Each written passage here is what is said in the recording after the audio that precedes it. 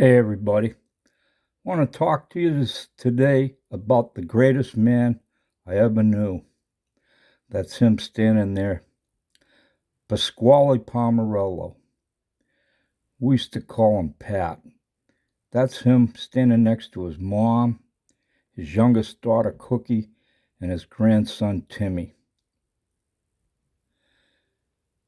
Pat had to be the most humble man I ever met in my life, the calmest man, quiet, and hardworking, and he didn't own anything. What you see there is him. And he always was kind to everybody and generous. And I tested that guy so much. It's just crazy. And he never got mad at me. He just took care of people. He always had this warm look on his face. But he taught me how to grow tomatoes too, and we're going to get to those tomatoes here in a minute. But I just want to talk about him, and I'm going to continue to talk about him through this. I just want to say right now, Pat, thanks for everything. I try hard to be like you, but I just can't. And I think about you all the time. As you can see, Pat was born 1919. He passed away in 96. And he went into the Army, and he was there during the duration. He's from the north end of Boston, and he wound up, believe it or not, in Italy. And he was with Patton. I mean, not sitting with Patton, but he was with Patton when they liberated Rome. And he said that was the greatest moment of his life, to be there for the liberation of Rome. And he stayed, then moved on up through Italy. But when they finally broke out of Italy and, the war in Italy was over, they left Pat behind. He was a truck driver, but they put him in charge, made him a Jeep driver. And so he drove a Jeep around. He drove a captain around in the Jeep, sometimes a colonel and a major, because he, of course, spoke Italian. And they need him there to be, a translator. And then he came back to America at the close of the war and would, like all the guys returning, get married and have kids. If I didn't already say it, Pat was the fifth of 10 children, born up there in the north end of Boston. And, after the war, he came back and he went to work for a company, St. Johnsbury Trucking Company. And he drove local, north side of Boston, south shore of Boston, and of course in Boston. And he worked for them till he retired. And that hat, I bought that hat a number of years ago just because of him. About the only thing he owned in life was he always had an old beat-up hat. When I first met him, that's what he was wearing, an old beat-up fedora. And he always had a hat like that, not that style. And he'd always, have old clothes on, and he never had any money because he gave it. He was always supporting everybody. He had, children to support. He had 3 adult children. All 3 of them had 5 kids each, and the husbands weren't exactly good providers. So old Pat was always, taking every nickel and dime he could and giving it to them. And, his other children, went without because of it, but that family was a good family. And, again, I learned a lot, being around them. And good old Pat, he told me this. I'm going to get the tomatoes, but he told me this. I said to him one time, I asked him, I said, how do you deal with it, Pat? And he says, well, when I get mad, he says, Kenny, when I get mad, I get in my car and I drive down to Nantasket Beach and I buy a Coke and a hot dog. And then I walk the beach, drink the Coke, eat the hot dog, then I come home and I'm okay. And he didn't do that very often, but he told me that, and I knew he was sincere about it. The guy owned nothing, just like those clothes you see him in that picture, and he always had an old beat-up station wagon. I first met Pat in 1969, the summer of 1969, you know, Woodstock and all that great stuff. And I became a regular at the house there. And that's what he was driving in 1969, a 1958 Pontiac station wagon. I remember looking at the car and just thinking, wow, look at this tank. If I had seen it before, I had never paid attention, but the thing was just amazing. It wasn't too long after that he upgraded and he got himself a 61 Chevy station wagon. From that point on, every time he got a new old car, it would always be a Chevy station wagon. Pat always had cats running around, and you know, he had his garden. So how did Pat grow tomatoes? Well, these aren't tomatoes. What we got here is 3 little old pots. And I don't know what is what because it's a mix of seeds, but I can tell you this much. There's oranges, grapefruits, and lemon seeds were thrown into all 3 pots. And this particular one in the middle, when I seen it growing, it was really weak looking. It was just hanging out. And I pulled it out because I thought it was a weed. And when I pulled it out, there it was. This one here is a grapefruit.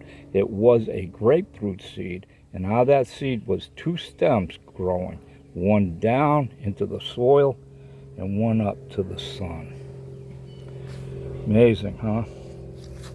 And these here are basically, they could be, you know, it's all citrus, so they're going to look alike. Now, here we got some seeds. This is what you used to see in the old dry seeds. Well, Pat didn't do it like that. Pat had a giant tomato garden.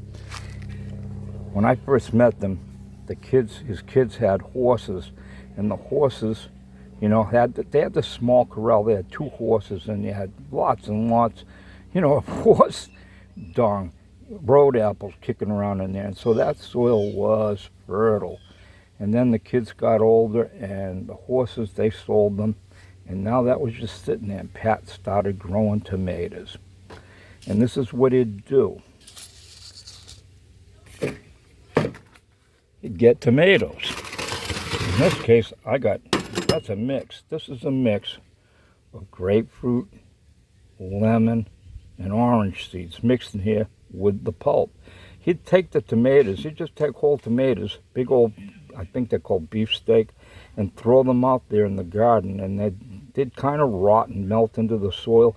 And every summer, that guy had the best tomatoes you could ever want to eat.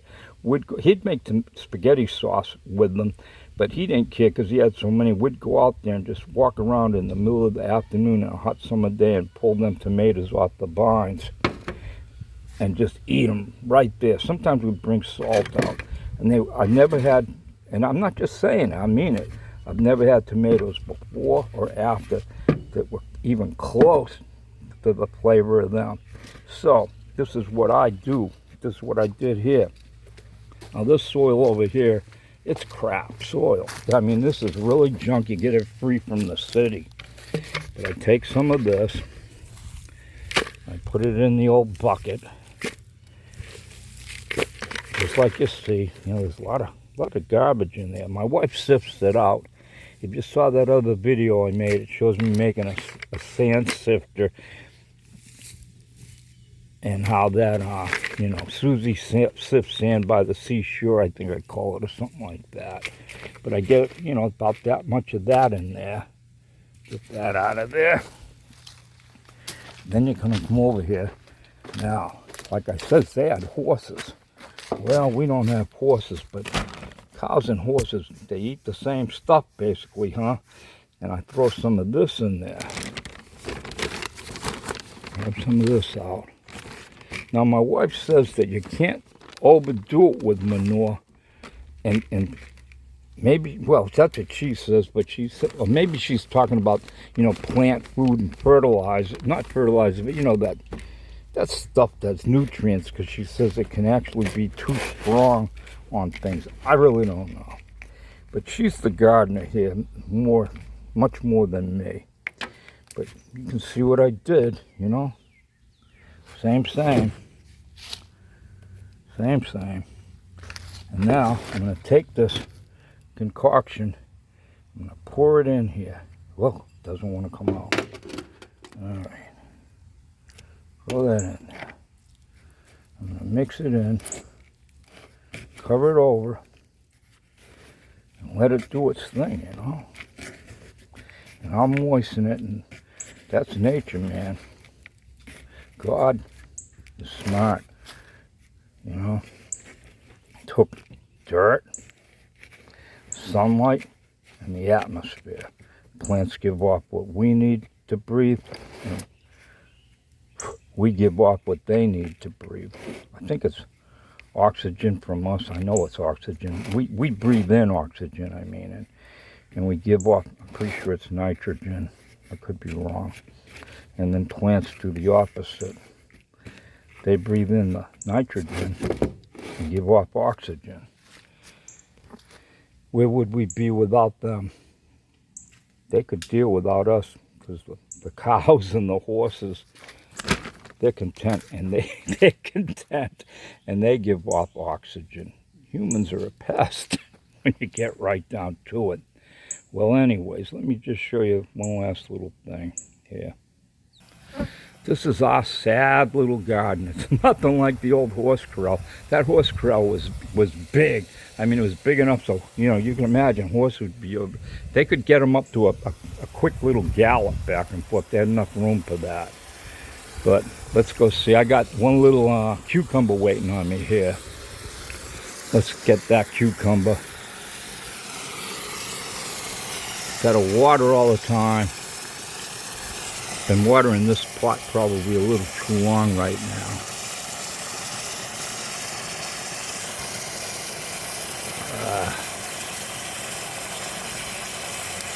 Whoa! Where'd that cucumber go? It's hiding. See, that camouflage is pretty good, huh? There it is. Okay. But this is what I'm talking about. Now, he grew those big old tomatoes. But every year we grow these little cherry tomatoes. There's another one peeking in there. Another cucumber. And we got some bigger tomatoes growing here. Yeah. These here are a little bit larger. A little bit larger, not a lot. But every year when I come out here, I'll pick a tomato. And I think about Pat. I think about those days. They were happy days, you know?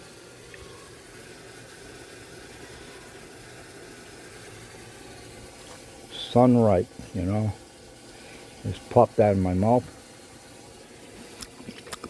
I mean, they're delicious. That sun really brings the sweetness out of them. Everybody,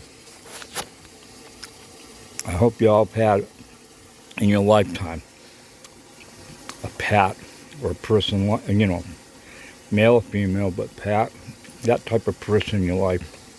And if you haven't thought about it, think about it, because I'm sure you have. And do your best to try to be like that person you really looked up to. I really look up to Pat. Hope someday I get to see him again and thank him, because I never really had the opportunity to. Thanks for watching.